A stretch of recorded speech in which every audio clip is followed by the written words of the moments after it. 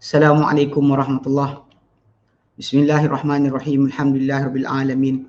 Nahmaduhu wa nasta'inuhu wa nastaghfiruh. Wa na'udzu billahi min syururi anfusina wa sayyiati a'malina. Man yahdihillahu fala mudilla lahu wa man yudlilhu fala hadiya lahu. Asyhadu an la ilaha illallah wa asyhadu anna Muhammadan abduhu wa rasuluh. Allahumma salli ala Muhammad wa ala ali Muhammad kama sallaita ala Ibrahim wa ala ali Ibrahim wa barik ala Muhammad wa ala ali Muhammad kama barakta ala Ibrahim wa ala ali Ibrahim fil alamin innaka Hamidum Majid. Rabbi shrah li sadri wa yassir li amri wahlul 'uqdatam min lisani yafqahu qawli. Amma ba'd. Alhamdulillah, kita bersyukur kepada Allah Subhanahu wa taala kita berkumpul lagi pada hari ini. InsyaAllah menyambung kelas pengajian kita berkenaan dengan tarikh Tasyiq Islami, yang mana kita kali terakhir bincang itu kita masuk ke berkenaan Imam Malik bin Anas. Lepas kita tamatkan kisah Abu Hanifah, kita masuk berkenaan Malik bin Anas. Imam Darul Hijrah, Imam Darul Hijrah, tempat hijrah Nabi SAW. Pada zaman beliau menjadi mufti ataupun orang rujukan bagi fatwa dan juga ilmu di Islam di Madinah. Jadi kali tadi kita bincang itu, kita ambil sedikit pendahuluan berkenaan dengan Imam Malik rahimahullah. Kita recap balik apa kita bincang itu. Kita kata pertama sekali kita bincangkan itu berkenaan dengan zaman Imam Malik rahimahullah muncul. Dia kata zaman Imam Malik ni dia macam lebih kurang macam zaman Abu Hanifah lah, kan. Menunjukkan bahawa dia kata Imam Malik ni sempat dengan zaman kerajaan Abbasiyah dengan lebih panjang lagi. Macam Abu Hanifah tak lama dengan Khalifah Khilafah Abbasiyah. Jadi kita lihat kita dalam tempoh tersebut, kita kata waktu permulaan zaman Bani Umayyah dan Bani Abbasiyah, kita kata ada perbezaan sebenarnya antara disebut itu berkenaan dengan hubungan di antara pemerintah dengan ulama. Okey. Dia kata waktu permulaan kan, bila zaman Bani Umayyah dahulu, memang adalah kita panggil setelah mana terpadam masalah Khawarij sebagainya, memang ketika tu Islam subur dalam kerajaan Bani Umayyah. Dan kita kata memanglah pernah timbul tajuk di Madinah dahulu dibunuh dengan ramainya orang ketika zaman Marwan bin Hakam, Marwan bin Hakam, ketika dia tuntut orang ramai berikan ketaatan dan sebagainya, maka timbul tajuk pembunuhan beramai-ramai di Madinah. Ni kita tak boleh lari dah, memang telah berlaku. Dan Imam Malik dia kata dapati pada Bani Abbasiyah kesungguhan untuk berhubung dengan para ulama dan dengan nasihat para ulama. Baik. Kemudian dia perluasan Islam sampai ke Andalus dan sebagainya. Dia gerakan ilmiah yang sangat pesat untuk pembangunan pertanian dan sebagainya. Dia beri kesan pada fiqh juga. Bila maju masyarakat,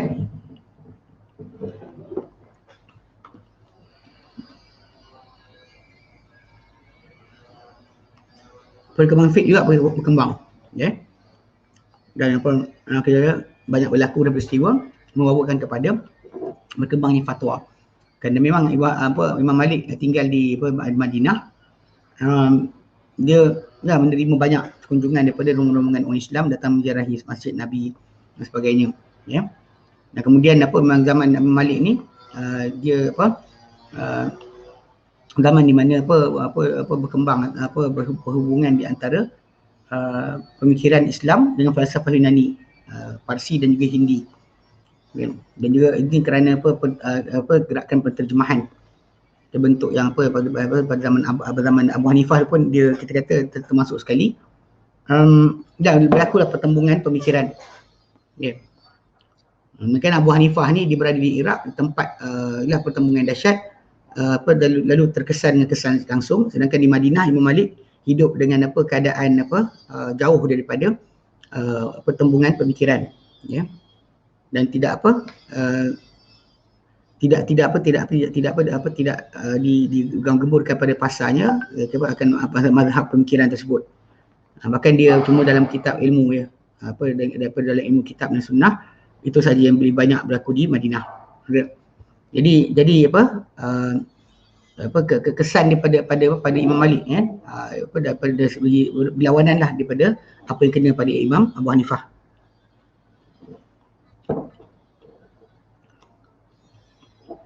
Okay, yang kita katakan dahulu, Madinah ni menjadi madrasah fiqh yang pertama yang dikenali dengan madrasah fiqh fuqaha sab'ah.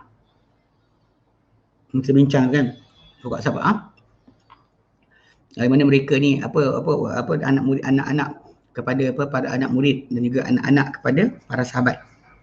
Bagaimana mereka menjadi tonggak fatwa sepanjang zaman tabi'in.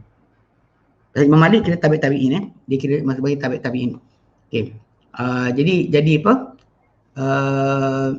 apa dia kata kerana banyak dia kata menerima ilmu Imam Malik ni daripada para pelajar tujuh fuqaha tersebut, dan pada mereka ni melebihkan riwayat dan melihat daripadanya ada pelindung pada fitnah. Mereka tak ambil pendapat kecuali kalau perlu saja, berlawanan pada guru-guru Abu Hanifah daripada Syekh Madrasah Ali-Ra'i di Iraq yang mereka memastikan persoalan yang tidak terjadi lagi. Okey, dan mereka untuk hukum pendapat mereka. Ini yang kita jadi fik kerana ini fik pendapat fik pada Imam Malik ni dia adalah hasil daripada pertukaran pertukaran pengetahuan pada zaman beliau. Okey. Kalau dia kata ada pun pasal Imam Malik bertemu dengan Abu Hanifah punya anak murid sebagainya, mereka mengembangkan lagi. Muhammad bin Hasan Syaibani yang dikira sebagai anak murid kepada Abu Hanifah, anak murid kedua Abu Hanifah rahimahullah, dia ada anak murid yang terkenal, dan anak murid yang terkenal tu kita panggil contoh ada 3 orang kita kata itu. Kita ada Muhammad bin Hasan Syaibani, kemudian kita ada Qadi Abu Yusuf, dan juga seorang lagi Zufur. Zufur ni asalnya dia adalah seorang ulama hadis. Sebenarnya software kita ni ada konflik sikit. Sebab saya buka dengan orang lain tak tutup, tapi kalau buka dengan dengan software sini dia akan off kan. Dia akan mati kan. Jadi saya terpaksa buka balik. Kita baik.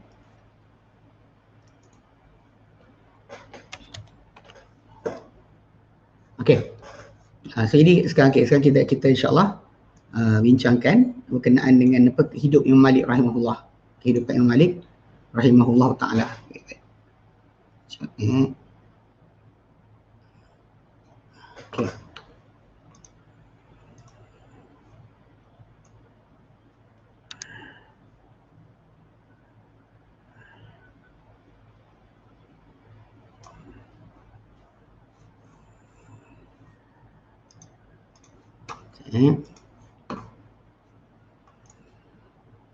Bila setiap kali saya pakai software ni, Muslimat ni dia akan macam tendang PDF ni. Okay, sekarang saya share baik. Okay, jadi memang kita panggil dalam Imam Malik rahimahullah waktu dia berada di Madinah, kira kehidupan dia tenanglah, jauh sikit daripada pertelingkahan pemikiran, dan benda tersebut kira kata membias kepada fik beliau. Fik beliau lebih pada sudut itu. Baik. Okey, sekarang kita sambung insya-Allah. Kehidupan Imam Malik. Okey, kehidupan Imam Malik, Hayatul Malik. Start daripada 93 sampai 179.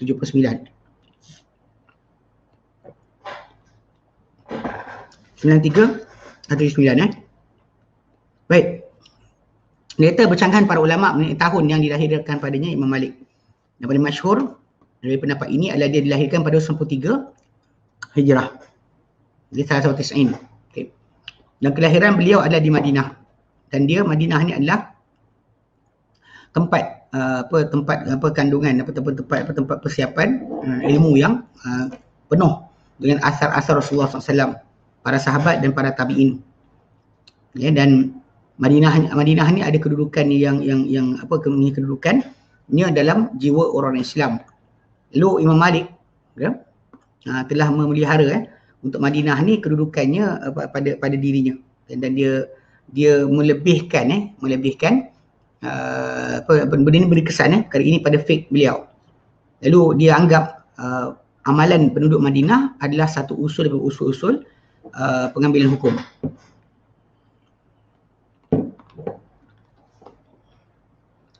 Imam Malik bin Anas dianggap selain Quran, Sunnah, Ijma' Qiyas tu, amalan ahli Madinah.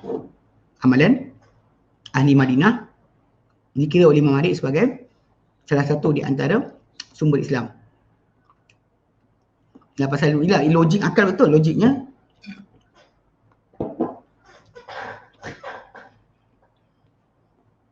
takkanlah orang Madinah yang majoriti mereka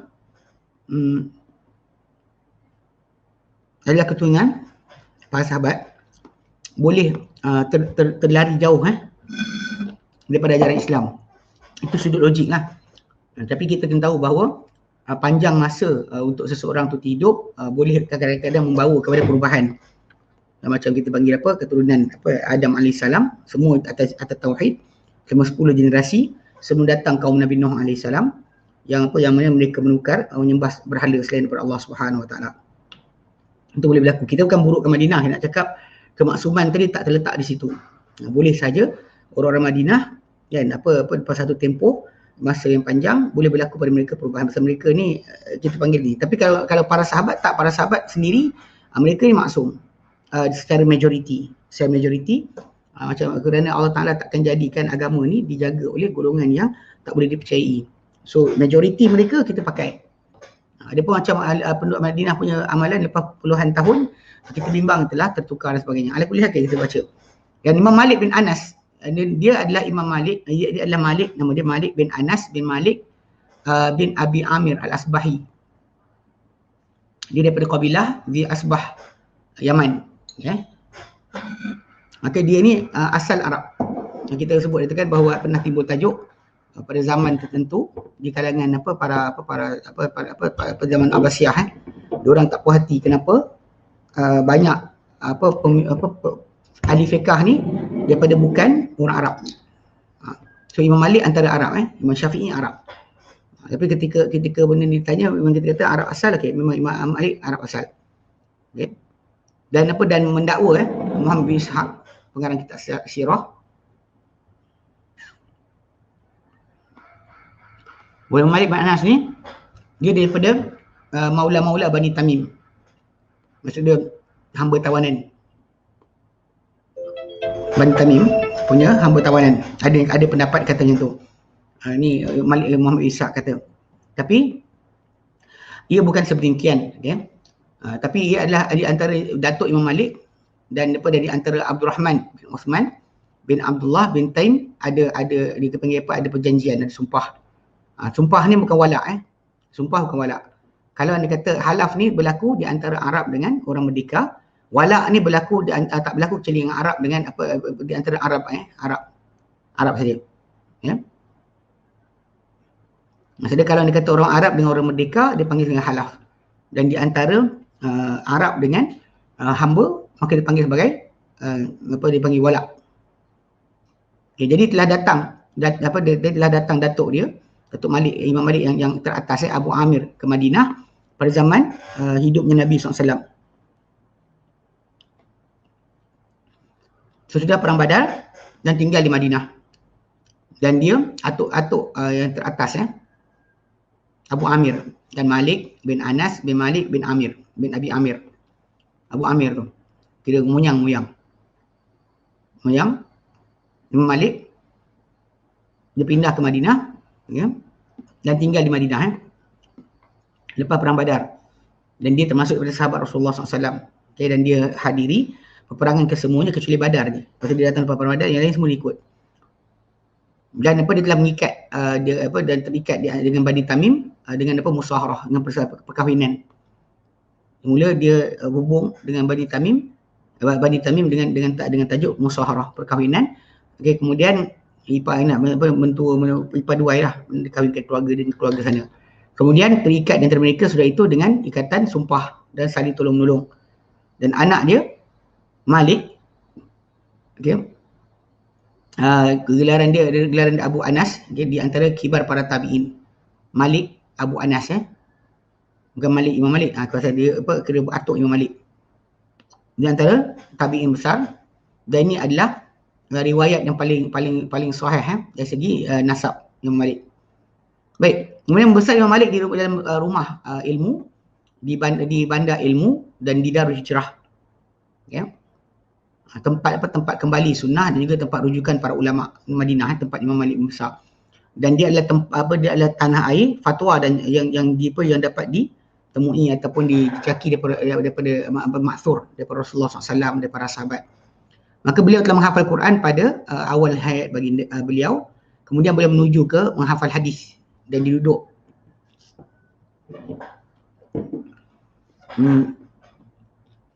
dengan para ulama.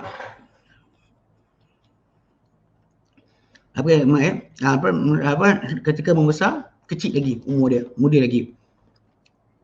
Dan dia melazimi untuk berterusan dengan salah seorang di kalangan mereka ulama pada zaman beliau, iaitu Abdul Rahman bin Hurmuz. Okey. Diriwayatkan daripada beliau, bahawa beliau dulu berkata, aku dahulu ada saudara pada umur Ibnu Syihab Az-Zuhri. Aku ada saudara, adik-beradik. Lalu dia kata, lalu telah melemparkan bapakku kepada satu hari kepada kami persoalan. Lalu telah betul saudaraku, mana abang beri Malik, akhta'tu, dan aku tersilap. Lepas tu dia kata, faqala li abi, bapakku cakap padaku, alhadkal hammam an talibil ilm, telah pun lalaikan kau burung pati kot. dia zaman tu kan kadang-kadang orang Arab, memang kita tengok ada orang Arab dia suka main burung pati. An talibil ilmi. Jadi bapak dia kata, kau sibuk dengan burung pati sampai kau lupa ilmu. Lalu dia marah lah, dia kata. Dan dia marah dengan apa yang bapak cakap. Jadi lalu dia pun memutuskan untuk duduk bersama dengan Ibnu Hurmuz 7 tahun. Okay, dan tak bercampur selain Ibnu Hurmuz selama 7 tahun. Dan aku jadikan, dia kata dan dia kata aku jadikan dalam gulungan baju ni, lengan baju aku ni tamar. Ya. Dan aku berikan kepada anak-anak dia. Aku kata kepada mereka, ya, kalau tanya pada korang sesiapa mengenai Syekh, maka kata sibuk. Dia kepada dia nak, supaya dia dapat duduk dengan Ibnu Hurmuz, Abdul bin Hurmuz lebih lama. Dia bagi anak-anak Ibnu Hurmuz tamar. Kemudian dia kata kalau orang tanya tentang Syekh, maka kata dia sibuk. Ya. Jadi Ibnu Hurmuz pernah sekali berkata pada hamba wanita dia, siapa di pintu. Okay. Lalu hamba tu datang tengok-tengok, tak nampak kecuali Malik. Lalu dia kata, dia patah balik, faqalat ma sama illa dzaka ashqar. Tak ada di pintu tu kecuali itu. Yang si perang tu. Ashqar ni blonde. Jadi kalau kita boleh tahu sinar Imam Malik rahimahullah, dia punya rambut dia sebagai pirang. Lepas tu faqala, berkatalah Ibnu Hurmuz, id'ihi. Okey, panggil dia. Fadzalika alimun nas, itu orang alim, orang ramai kat sini. Okey, di sini nyata bahawa Ibnu Hurmuz ni melebihkan pada Imam Malik dengan memberi kesan pada Imam Malik dengan kesan yang melampau, bersangatan pada tempoh ini. 7 tahun yang dia tak bercampur dengan selain Ibnu Hurmuz. Dan kemudian didapati pada Nafi' Maula Ibnu Umar pencariannya, dia duduk pula dengan Nafi' Maula Ibnu Umar, duduk dan mengambil daripadanya ilmu yang banyak. Ya. Betul, bahkan kita ada kalau kita sanad tertinggi kan bila kita belajar hadis, dia daripada Malik, daripada Nafi', daripada Ibnu Umar.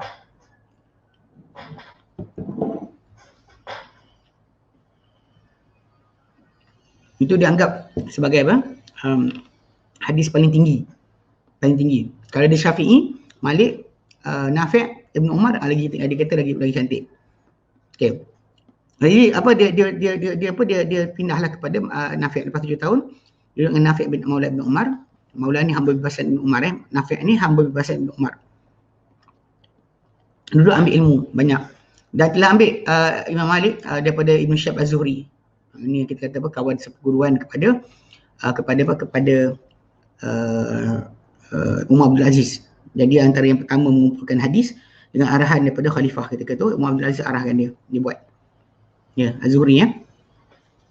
Dia ambil daripada Az-Zuhri, sesudah dia ambil bahagian besar daripada ilmu. Dan dia menjadi dhabitan hafizan, seorang yang kuat hafalan dan juga menghafal kuat penjagaan dan hafalan, dan diambil daripadanya hadis. Kemudian diambil fiqh daripada Rabi'ah bin Abdul Rahman Al-Ma'ruf bin Ar-Ra'i. Kemudian diambil fiqh daripada Rabi'ah bin Abdul Rahman, diambil daripada Imam Malik hadis. Okay. Rabi'ah Ar-Ra'i ni yang kira pendapat kira guru Imam Malik dia kata guru fiqh dia. Yang dia kenal pada Imam Malik kelebihannya dan duduk bersamanya dalam talaqi, dalam penerimaan ilmu. Dan diriwayatkan daripada Imam Malik bahawa beliau berkata, aku datang, dia datang kepada kami Az-Zuhri, lalu kami datang dan bersama kami Rabi'ah.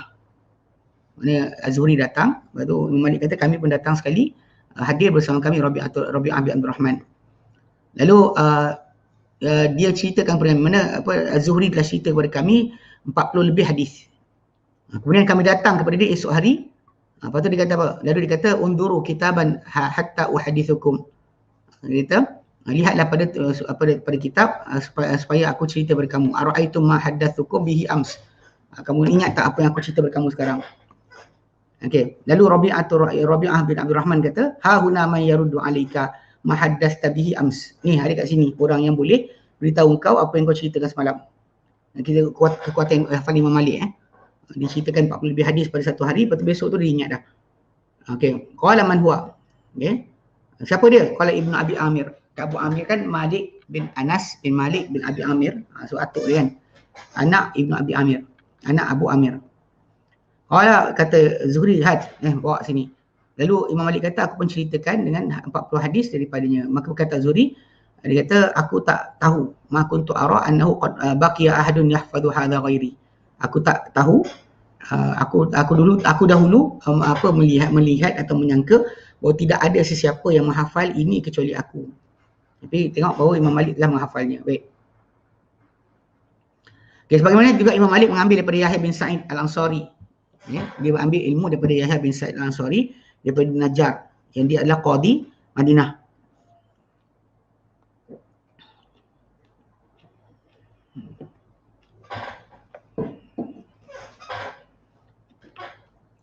Qadi Madinah yang mengambil ilmu daripada fuqaha sab'ah.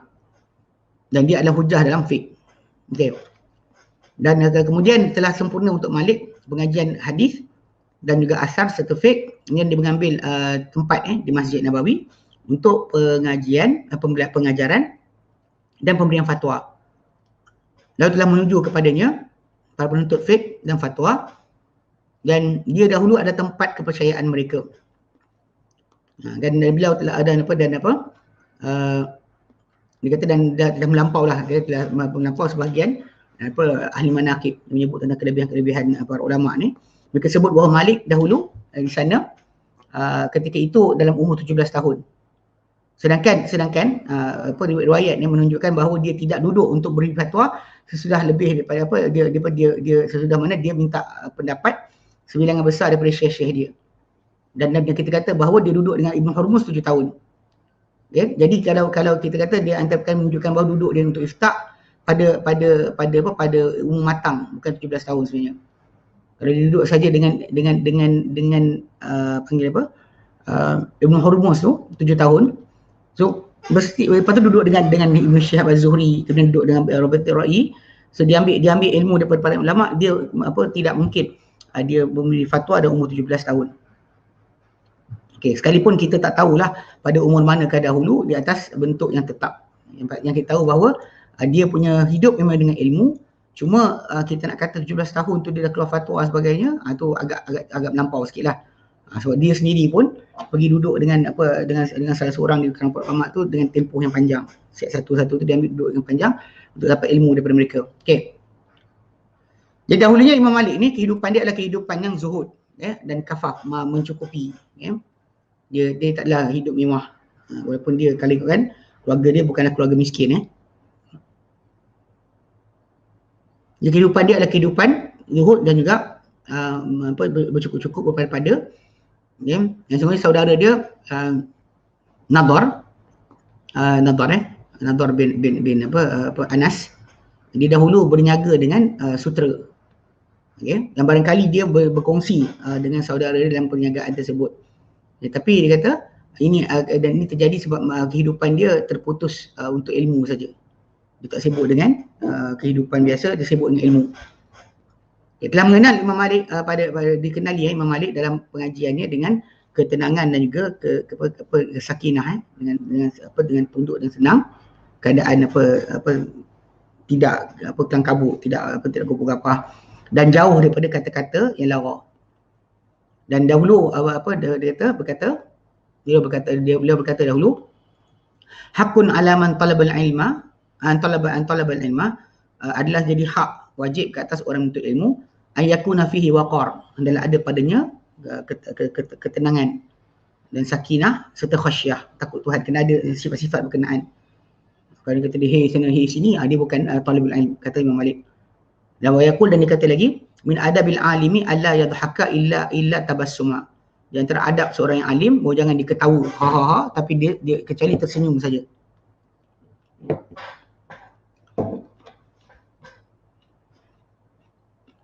Maksudnya dia tak suka ketawa berdekah-dekah. Okey.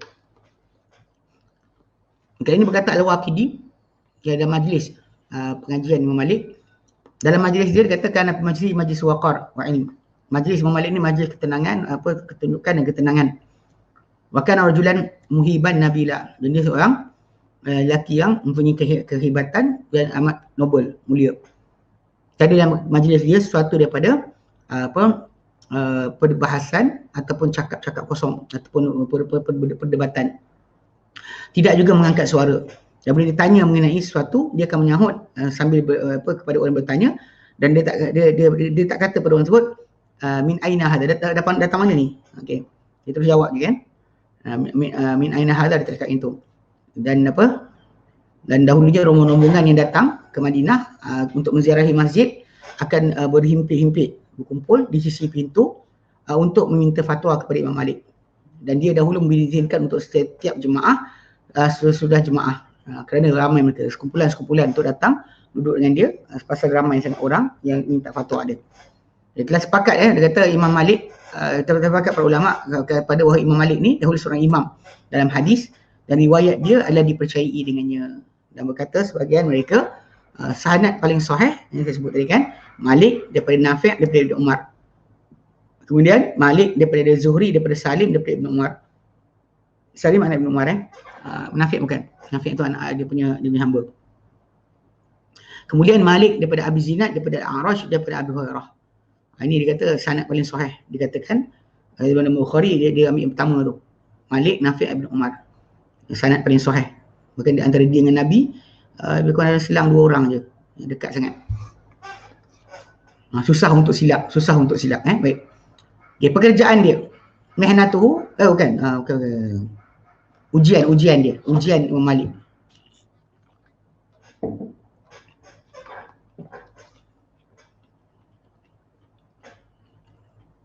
Mihnah maksudnya ujian. Ujian Imam Malik. Menyebut ahli sejarah, Imam Malik bin Anas telah kena pada dia ujian dengan pukulan terhadapnya dengan cemeti. Yang sebab dengan cemeti. Okey, dan dia ulurkan tangan dia sehingga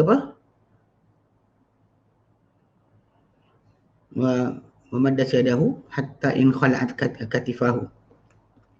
Okey. Dan dia luruskan tangan dia ditarik tangan dia sampai tercabut bahu dia pada tahun 146 Hijrah. Cuma mereka bercanggah pendapat mengenai kenapa. Okey, yang paling rajih pada apa dikatakan mengenai perkara itu, kenapa dia kena seksa tu, bahawa dia menceritakan tentang satu hadis. Laisa ala mustakrihin talaq. Tidak ada ke atas orang yang dipaksa sebarang cerai. Dan ketika itu dia kata, dan itu adalah pada waktu keluar Muhammad bin Abdullah bin Hasan. Muhammad bin Abdullah bin Hasan daripada Madinah. Muhammad bin Abdullah bin Hasan bin Husain, Muhammad bin Abdullah bin Hasan bin Husain bin Ali bin Abi Talib. Yang kita membaiahnya sekumpulan Bani Hashim di Madinah dengan perjanjian Abi Ja'far al-Mansur. Ini apa Muhammad bin Abdullah bin Hasan ni keturunan kepada Husain lah. Dia anak Husain. Tapi bukan dengan Arab lah. Dengan Arab, bukan dengan yang bukan dengan anak Raja Parsi. Jadi dia kata waktu keluarnya Muhammad bin Hasan daripada di Madinah dan Mansur melarang dia untuk melarang Imam Malik daripada menceritakan hadis dengan hadis ini. Lalu dia enggan. Lalu wastaghalla kharijuna zalikal hadis. Jadi orang di sini dia sini pasal zaman tersebut ada diorang letakkan janji untuk orang-orang yang letakkan tak setia pada khalifah, kalau langgar perjanjian bini tertalak. Kalau langgar perjanjian bini tertalak.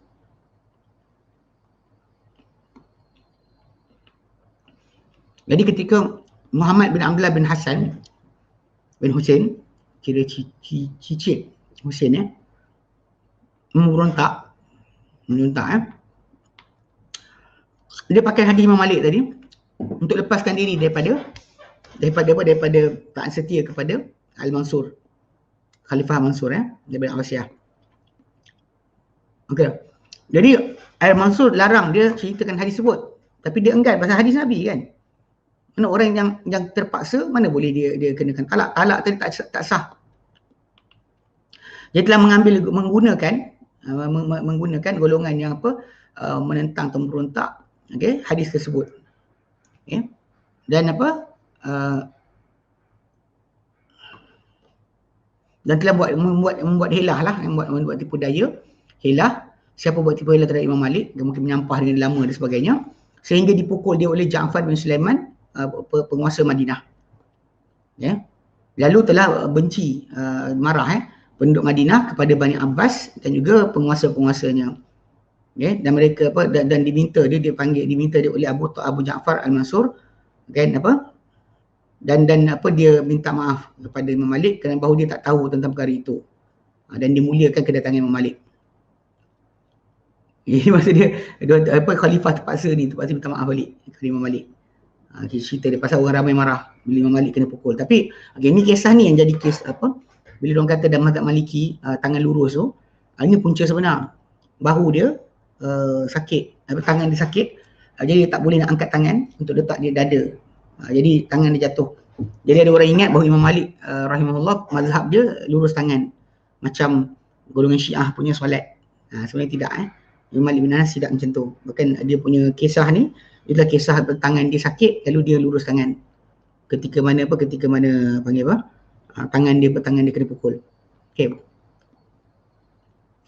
Dan kelebihan Imam Malik dalam ilmu ni tidak diingkari. Tak ada siapa tak setuju. Berkata Abdul Rahman bin Mahdi, imam hadis yang diikuti dengan mereka ni, yang diteruti dan dijadikan contoh teladan terhadap mereka ni ada 4.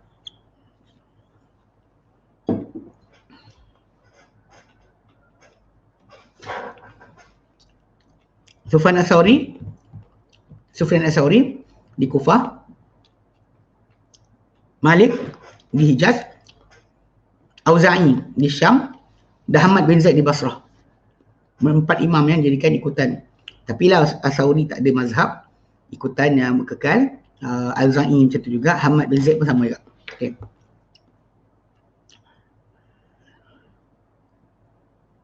Okay, dan mereka dulu membuat bandingan di antara Thawri, Auza'i dan Malik. Maka mereka kata Thawri imam dalam hadis, bukan imam dalam sunnah. Auza'i imam dalam sunnah, bukan imam dalam hadis. Imam Malik adalah imam pada kedua-duanya. Ini sebutan dengan para ulama pada perbandingan. Sebahagian ulama dia tumpu pada masalah periwayatan hadis lebih kepada masalah penyelesaian persoalan kadang-kadang. Okay.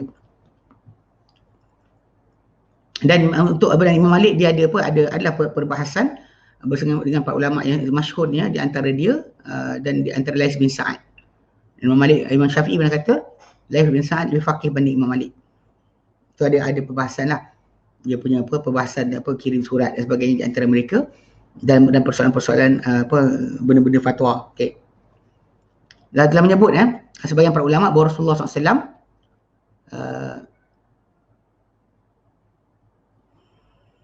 telah memberi berita gembira tentang kedatangan Imam Malik. Ini kadang-kadang timbullah pasal dah dimuliakan sangat sampai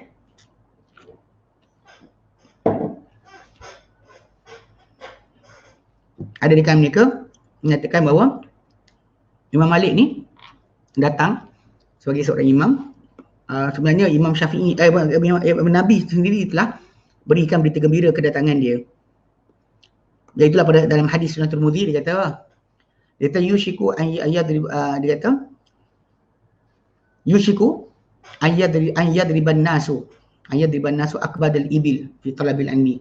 Hampir-hampir Nabi kata akan memukul manusia hati-hati unta dalam menuntut ilmu. Maksudnya dia letihkan unta, gunakan unta berjalan jauh untuk menuntut ilmu. Tak lama lagi Nabi kata fala yajidna aliman a'lama min alimil madinati, dan mereka tak dapati seorang alim lebih alim lebih mengetahui berbanding alim penduduk Madinah, orang alim penduduk Madinah. Dia kata hadisnya, dia kata Imam Malik. Jadi wakil Imam Tirmidzi dalam Kitabul Ilm dan hadisnya adalah hasan, kata Imam Tirmidzi. Dan berkata Abdul Razak San'ani, macam ni diriwayatkan oleh Imam Tirmidzi, dan dia kata ini adalah Malik bin Anas. Berkata Ibn Jurayj demikian juga, dan bahawa ia adalah Malik bin Anas. Dan hadis ini merangkumi umum Malik bin Anas dan selainnya, dan tak dilebihkan Imam Malik ke atas bahawa yu'sar an Malik, tapi tak diketahui daripada Malik bahawa dia berkelana untuk menuntut ilmu sebagaimana dibuat oleh para ulama yang lain. Okay. Barangkali itu kembali kepada bahawa dia dulu berintikad, macam diiktikadkan oleh selainnya, dia pegang para ulama bahawa ilmu tu adalah ilmu ahli Madinah. Dia berpegang itu. Sebab tu kita kata dia dapat dilihat bahawa Imam Malik rahimahullah dia tak pernah musafir. Imam Syafi'i ada pergi daripada Madinah, pergi Mekah, Iraq, Mesir, Yaman. Ada Imam Malik ada. Barangkali kerana dia berpegang dengan ilmu yang ada ilmu penduduk Madinah. Okey, risalah atau surat Imam Malik kepada Lais bin Sa'ad. Dalam surat tersebut dia kata bin Malik bin Anas ila Lais bin Sa'ad, daripada Malik bin Anas kepada Lais bin Sa'ad. Assalamualaikum, salam Allah ke atas kalian. Fa inni ahmadullah ilaika alladzi la ilaha illahu. Aku muji kepada Allah kepada engkau yang tiada ilah kecuali dia. Amma ba'du, apa sesudah semua tu, asamanallahu wa iyyaka bi ta'atihi min fi sirri wal alaniyah. Semoga Ta'ala melindungi kami dan engkau dengan mentaatinya dalam sembunyi dan terang. Wa afana wa iyyakum min kulli makruhin. Dan semoga Ta'ala selamatkan kami dan kalian daripada segala perkara yang tak diketahui, yang tak disukai. Wa'lam, ketahuilah, rahimakallah, semoga Ta'ala rahmati engkau, annahu balagani, sebenarnya telah sampai kepada aku, annaka tuftin nasa bi asya'in mukhtalifatin, bahawa engkau telah memberi fatwa pada orang ramai dengan perkara-perkara yang berbeza-beza.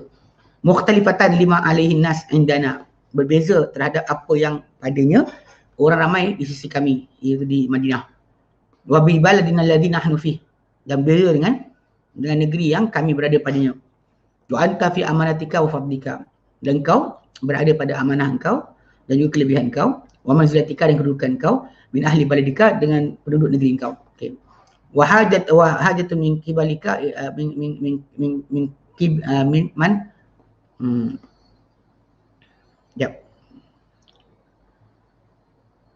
Okey. Wahajatun min kibalika ilaika, dan keperluan orang yang pada arah engkau kepada engkau.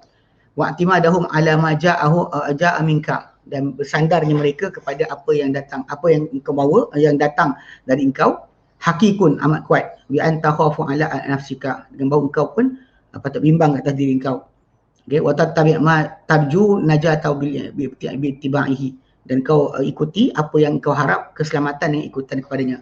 Fa inna Allah Ta'ala yaqulu fi kitabih, Allah Ta'ala firman dalam kitabnya, kan, Allah sebut dalam Quran dalam surah At-Taubah ayat ke-100, wasabiqunal awwalun minal muhajirin wal ansar, dan orang-orang mula yang awal-awal dengan muhajirin dan ansar. Allah nyatakan dan ayat lain dan surah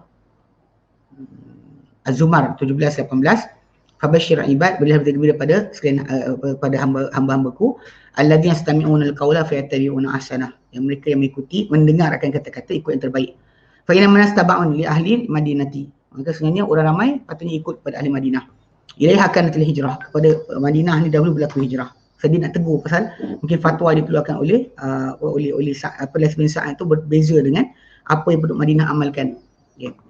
Wabiha tatanazzalul Quran, daripadanya turun Al-Quran. Wahillal haram haramu wa hurrimal haramu, wahillal halalu wa hurrimal haramu, dihalalkan yang halal, diharamkan yang haram. Idh Rasulullah SAW baina azurihim, kerana Rasulullah SAW berada di tengah-tengah mereka, wa yahduruna al-wahya wa tanzil, dan mereka hadir akan wahyu dan juga penurunan wahyu. Okay. Wahyu dan penurunan wahyu. Wa ya'muruhum fayuti'unahu, lalu baginda merintah mereka dan mereka mentaati baginda. Wa yusannu lahum fayattabi'unahu, baginda sunnahkan untuk mereka dan mereka ikuti baginda. Hatta tawaffahu Allah, sehingga Allah Ta'ala matikan baginda. Waqtara lahu ma indah, dan baginda dan Allah Ta'ala pilih untuk baginda apa di sisi Allah Ta'ala. Sallallahu salamu alaihi wa rahmatuhu wa barakatuh. Wa rahmatuhu wa barakatuh. Selawat Allah dan salam atas kata baginda, rahmat dan juga berkat. Thumma qama min ba'dihi atba'an nas lahu min ummatihi, kemudian bangkit sesudah baginda tiada, mengikut atba'an nas lahu, manusia paling mengikut terhadap baginda, min ummatihi, daripada kalangan umat baginda, mimman waliyal amra ba'dahu, kerana orang-orang yang menguruskan urusan, menggantikan urusan sudah kita dalam baginda. Jadi bima anzala ilaihim, dengan apa yang berlaku atau turun pada mereka. Fama alimu anfadhu, apa mereka tahu mereka laksanakan. Wa ma lam yakun indahum fihi ilmun sa'alu anhu, dan apa yang mereka tak ada ilmu mengenainya, apa yang tidak ada di sisi mereka ilmu, apa adanya sebarang ilmu, mereka bertanya mengenainya. Suma akhadhu bi aqwa mawajadu fi dhalika fi ijtihadihim, yang mereka mengambil dengan paling kuat apa mereka dapati pada perkara itu dalam ijtihad mereka. Wa hadatsati ahdihim, dan kerana baru saja masa mereka dengan Nabi. Wa in khalafahum mukhalif, sekalipun menyanggahi mereka sebarang penyanggah. Aw qala imru'un, ataupun berkata seseorang ghairuhu aqwa minhu wa aula, selainnya lebih kuat daripadanya dan lebih utama. Turika qauluhu wa umila bi ghairihi, ditinggalkan kata-katanya dan diamal dengan selainnya. Okey, baik. Itu cara mereka. Semakan tabi'un, datang para tabi'in min ba'dihim, sesudah daripada para sahabat. Yaslukuna tilkas subul, mereka menyusuri jalan yang sama, jalan itu. Wa yattabi'una tilkas sunnati, dan mereka ikuti akan sunnah berkenaan. Fa idza kana al-amru bil madinati zahiran ma'mulan bihi, jika sekiranya perkara tersebut di Madinah nyata dan diamalkan dengannya, lam ara li ahadin khilafahu, aku tak lihat untuk siapa boleh menyanggahinya.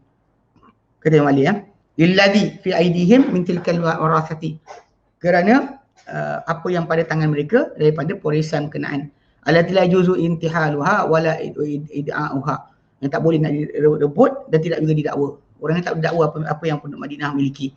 Walau dhahaba ahlul amsari yaquluna hadzal amal bi baladina, sekalipun dia kata pergi penduduk seluruh pelosok negeri mengatakan ini amalan negeri kami, wa hadzal madha alaihi, dan inilah telah berlalu ke atasnya, amal madha, siapa yang berlalu minna di kalangan kami, lam yakunu fihi min dzalika ala thiqatin, tidaklah mereka jadi padanya daripada perkara itu di atas kepercayaan. Walam yakun lahum min man yujizuhu lahum, dan tidak ada untuk mereka siapa yang bolehkan untuk mereka perkara itu. Fandur, maka lihatlah rahimakallah, SWT rahmati engkau, fima katabtu ilaika li nafsika, pada apa aku tuliskan kepada engkau untuk engkau. Dia kata wa'lam, dan ketahuilah, anni arju bahwasanya aku harap alla yakuna qad da'ani ila ma katabtu bihi ilaika illa nasihata lillah wahda. Dan ketahuilah bahwasanya aku harap bahawa tidaklah menjadikan aku tak membawa aku menulis membawa aku kepada menulis aku tulis kepada engkau melainkan tulus kerana Allah sahaja. Wan nazar laka, dan pandangan untuk engkau, wadhan bika, dan rasa sayang ataupun penjagaan untuk engkau. Fa anzilu kitabi manzilatahu, fa anzil kitabi manzilatahu, maka letakkanlah tulis suratku ini pada kedudukannya. Fa innaka in ta'allamta ta'lamu anni lam aluka nusha. Di sini kalau engkau tahu in ta'allamta, kalau engkau dah pelajari, engkau akan tahu bahawa sebenarnya aku tidaklah lebihkan engkau dalam daripada segi nasihat. Wa wafaqanallahu li ta'atihi, wa taufikkan kita untuk mentaatinya, wa ta'ati rasulihi fi kulli amrin, dan mentaati rasulnya pada semua urusan, wa ala kulli halin, dan di atas setiap keadaan, semua urusan dan semua keadaan. Wassalamu alayka wa rahmatullah. Salam kata engkau dan rahmat Allah. Dan telah menjawab Lais bin Sa'ad risalah surat Imam Malik ni yang panjang, ada satu risalah yang panjang, dan dipuji di atas Imam Malik dalamnya. Kemudian dijelaskan kepada Imam Malik perpecahan perpecahan para sahabat pada seluruh pelusuk, dan bahawa mereka telah berbeza dalam memberi fatwa, macam mana berbeza para tabi'in dan siapa sudah mereka. Dan dia sebutkan kepada Imam Malik banyak daripada contoh-contoh yang menunjukkan kepada bahawa apa padanya pencanggahan ahli Madinah itu sendiri. Itu contoh yang dikatakan. Baik. Kitab Muwatta' Imam Malik. Jadi kalau kita lihat kan memang dia bersungguh-sungguh lah Imam Malik, dia punya pegangan dia antaranya lah mazhab ahli Madinah ataupun pendapat amalan ahli Madinah. Amalan ahli Madinah di sisinya ada hujah.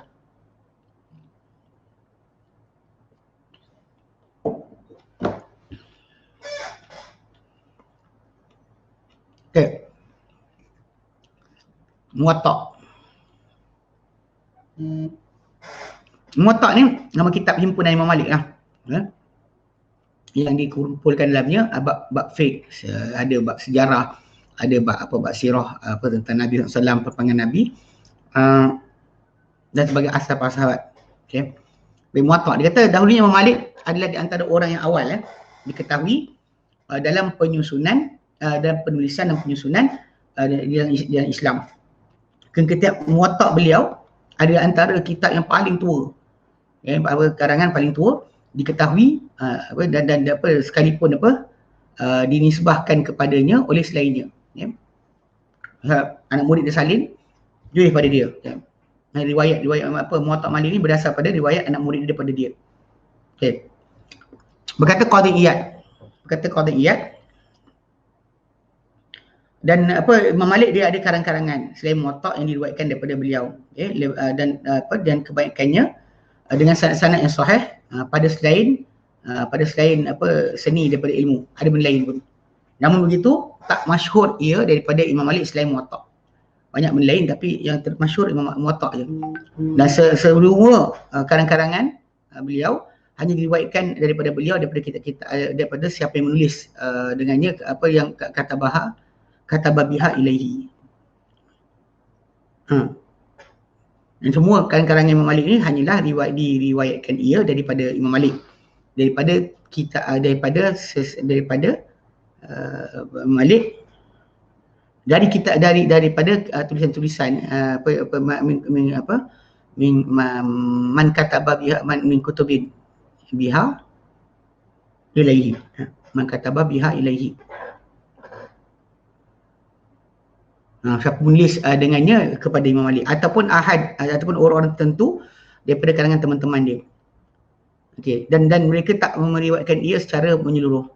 Yang paling masyhur risalah dia kepada Ibn Wahab dalam Qadar dan jawapan pada Qadariyah.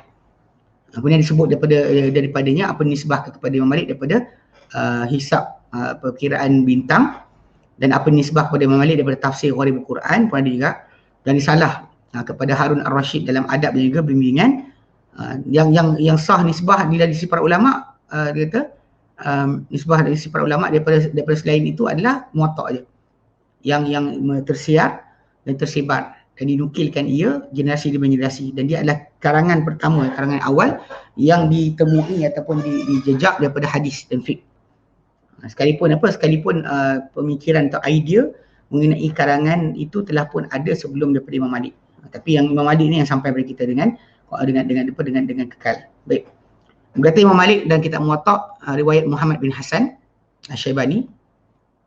Dia kata akhbarana Yahya bin Sa'id anna Umar bin Abdul Aziz kataba ila Abi Bakr bin Muhammad bin Amr bin Hazm.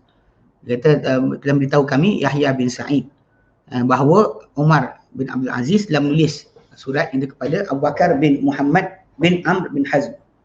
Dia kata aninzur makana min hadis Rasulullah. Hendaklah kau melihat kepada apa yang daripada hadis Rasulullah SAW, au sunnati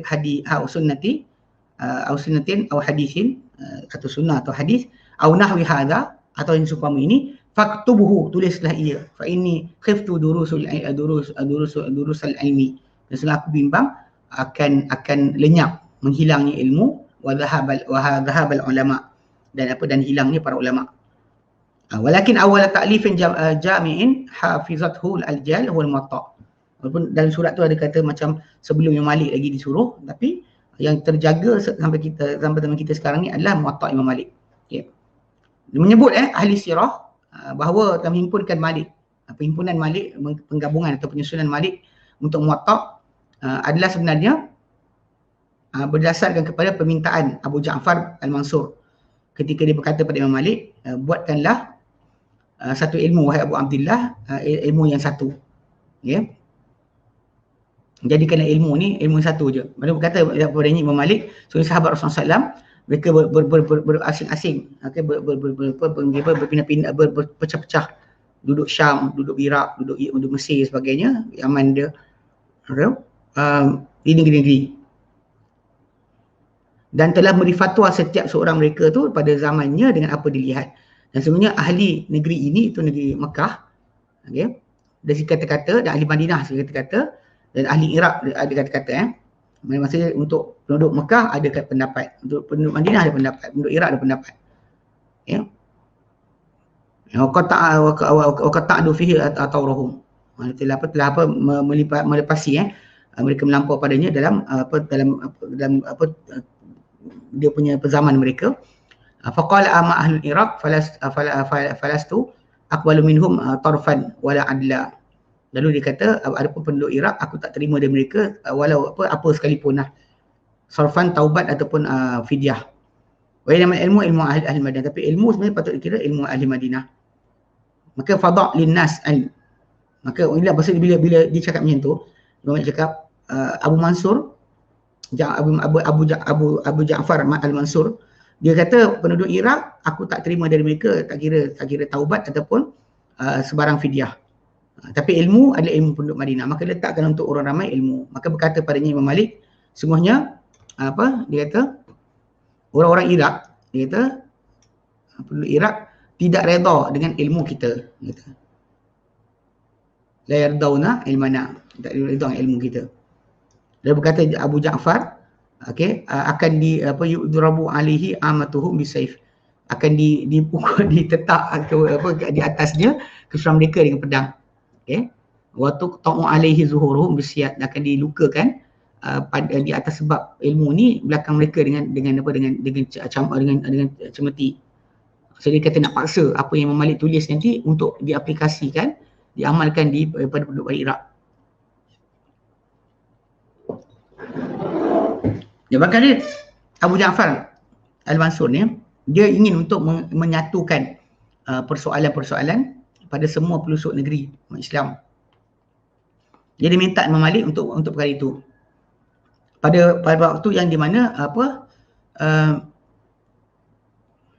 pada masa yang sama, dia kata telah ada pada Imam Malik sendiri desakan-desakan pada dirinya untuk mengarang ilmu bagi merealisasikan untuk tujuan para penuntut beliau, menghimpunkan ilmu penduduk Madinah dengan bentuk lebih sempurna.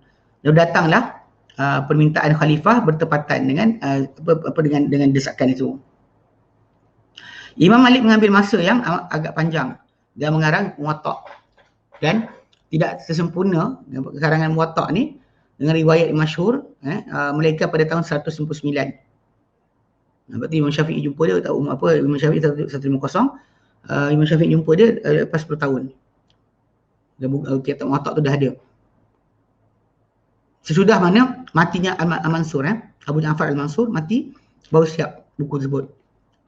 Dan dahulunya Al-Mahdi pula riwayat melihat berpandangan macam pandangan bapa dia. Kemudian Ar-Rashid, Harun Ar-Rashid pun melihat dengan pandangan yang sama. Okay. Bahawa dia sebarkan naskah Muwatta pada semua pelosok negeri, untuk berjalan pengadilan atau penghukuman di atasnya pada hukum-hukum. Tapi Imam Malik dahulu dia tak setuju. Dia menghalang dari perkara itu kerana berbezanya berasingannya para ulama pada seluruh pelosok negeri. Dan pada setiap seorang ilmu, macam mana kita sebutkanlah, macam jawapan Laits bin Sa'id. Okey. Dan Muwatta kitab hadis dan sunnah serta fiqh. Dan manhaj Imam Malik dalam mengarang kitab Muwatta ni, bahawa dia nyebut hadis Nabi SAW dalam satu tajuk fiqh yang dia berijtihad padanya. Kemudian disebut amalan ahli Madinah yang disepakati di atasnya. Kemudian disebut pula pendapat orang bertakwa siapa ditemui dengan mereka, dengan tabi'in dan ahli fiqh. Kemudian disebut pendapat yang masyhur di Madinah. Okey. Dan dia kata, dan jika tidak ada satu pun dari itu di hadapannya soal masalah, dia berusaha dengan pendapat dia di bawah skop apa yang diketahui daripada hadis-hadis dan fatwa dan juga persoalan, permasalahan yang dia sifatkan Muwatta ni, dan orang yang menyelak kitab Muwatta ni akan dapati manhaj ini sangat jelas. Hadis, pendapat penduduk Madinah, orang-orang di kalangan para ulama, dia akan macam tu cara dia. Okey, baik. Dan telah meriwayatkan Muwatta ni sebilangan besar, bilangan yang ramai, yang besar, dan dia beredar sehingga sekarang. Yang teredar sekarang dua riwayat. Salah satu riwayat Muhammad bin Hasan Syaibani, sahib Abu Hanifah, anak murid Abu Hanifah. Yang satu lagi adalah riwayat Yahya bin Al-Laythi Al-Barbari Al-Andalusi yang mati tahun 234 Hijrah. Dia di antara anak murid Imam Malik. Dan dia pergi dia telah bermusafir kepada Imam Malik daripada Andalus. Kemudian pulang kepadanya dan menyebarkan mazhab Maliki di sana, mazhab Malik sana. Ini riwayat riwayat Muhammad bin Hasan dicetak di India, dan dia lebih dia kurang dari segi bab dan hadis-hadisnya daripada berbanding riwayat Yahya bin Al-Laythi. Yahya itu lebih banyak tersebar di seluruh pelosok negeri dan juga di area kawasan Morocco, barat Islam.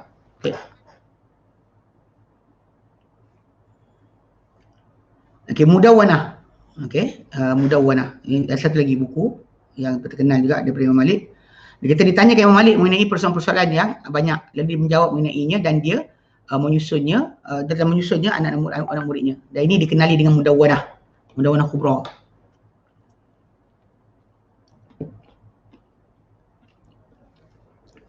Okay. Dan orang pertama yang menulis perkara itu adalah Asad bin Furat. Dia Qadi Qairawan, belah sana, dari area Qairawan ni belah sana juga, Maghribi, Morocco.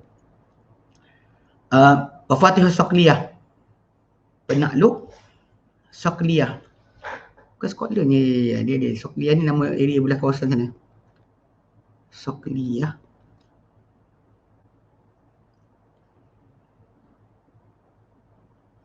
Sicily. Okey, penakluk Sicily. Asad bin Furat, Qadi Qairawan, penakluk Sicily. Dia mati tahun 213. Okey, dia mendengar Muwatta daripada Imam Malik, dan bila dah banyak persoalan-persoalan diwasiatkan dia untuk lama aksara alaihi soal ausahu bin rahil. Mana dia banyak persoalan pada Imam Malik, maka Imam Malik pesan dia untuk pergi ke Iraq. Lalu dia pergi ke Iraq dan dia karang soalan-soalan yang dia ambil daripada Muhammad bin Hasan, peneman Abu Hanifah tu, dan juga faqih Iraq. Kemudian dia tanya mengenainya Abdul Rahman bin Qasim, teman Imam Malik, ketika pulang dia melintas di Mesir. Lalu dia jawab mengikut pendapat Imam Malik. Dia tulis pendapat tersebut dan datanglah kitab, dia bawa dengan kitab tadi ke Qairawan. Ya. Fakatabaha anhu Sahnun, ditulis daripada dia oleh seorang Sahnun dan disamakan Asadiyah. Namakan sebagai kitab tu sebagai Asadiyah. Kemudian datang dibawa oleh Sahnun kepada Ibnu Qasim yang mati tahun 188 dan dia bentangkan kitab tu padanya dan dielokkan dalamnya daripada persoalan dan dirujuk dengannya kepada ke Kairawan, hantar oleh ke Kairawan. Dan kemudian telah menyusun Sahnun. Sahnun ni nama siapa aja?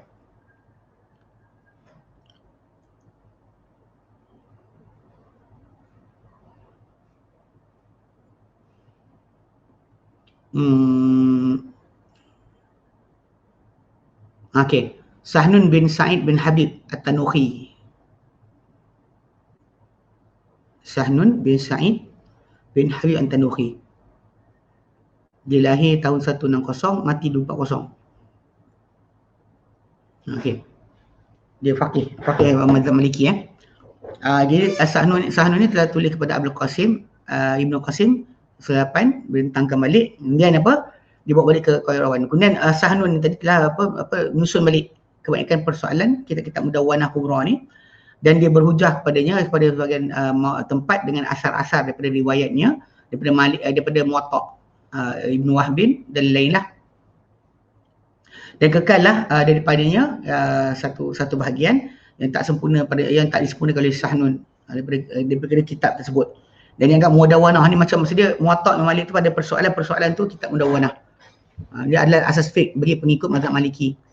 Dan dia kata mencecah persoalan yang kitab Mudawwanah Kubra ni lebih kurang dalam 1036 persoalan. 1036 persoalan. Okey, dan tadi cetak di Mesir tahun 1323 di Matba'ah As-Sa'adah, yang percetakan Sa'adah pada 16 juzuk. 16 juzuk bukan dalam 8 jilid. Di bawah nama Mudawwanah Kubra. Riwayat Sahnun iaitu Abu Sa'id bin Abdul Salam bin Sa'id At-Tanuhi yang digelar sebagai Sahnun. Dia mati 240 Dia memegang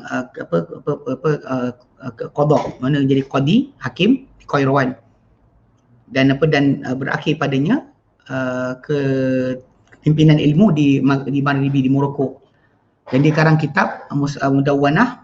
Dia lahir tahun 160, dia mati 240. Okey. Okey, kita berhenti sini. Usul mazhab Malik nanti kita bincangkan. Macam mazhab Syafi'i mazhab Abu Hanifah tu kita bincangkan. Ini mazhab Malik pula. Yang paling nyata nanti kita akan jumpa ada masalah fatwa ahli Madinah lah. Ini jadi sebagai salah satu di antara usul mazhab. Baik. Okey, wallahu a'lam. Okey, ada soalan?